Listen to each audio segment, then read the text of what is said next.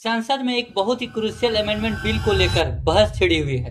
Bill के अनुसार अब अगर कोई एमपी, एमएलए, सीएम या पीएम ऐसे केस में जेल जाते हैं जिसमें कम से कम 5 साल की सजा का प्रावधान है और वह लगातार 30 दिनों तक जेल में रहते हैं तो उनकी सीट अपने आप वैकेंट हो जाएगी। इस बिल को आने से बहुत सारे नेताओं के बीच में हलचल सी मच गई है। अब आप सोचिए कि इस बिल के कारण सभी नेताओं का हालत क्यों खराब है, क्योंकि वे खुद जानते हैं कि इस देश में जितने भी नेता हैं उनमें से आधे से ज्यादा के ऊपर आपराधिक मामले चल रहे हैं। उनमें से भी बहुतों के ऊपर गंभीर केस चल रहे हैं। इसीलिए उन्हें डर है कहीं कल को उनकी ही कुर्सी छीन ना जाए। इस बिल को हम 2 तरह से देख सकते हैं और दूसरा तरीका जो है उसी से डर है इन नेताओं को। इससे राजनीति में अपराधियों की दबदबा कम हो सकता है। एडीआर रिपोर्ट के अनुसार से 2019 में लगभग 43 सांसदों पर आपराधिक मामले दर्ज थे।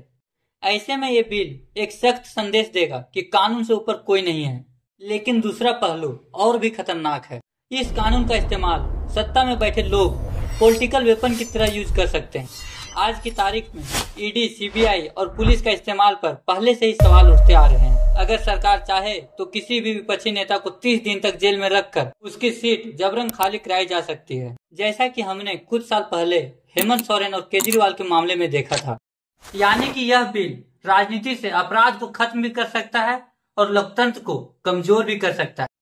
लेकिन हर नेता को इस बात को याद रखनी चाहिए, सत्ता में हर किसी का दिन आता है। अगर आज आप अपोजिशन है तो अगला कल होगा।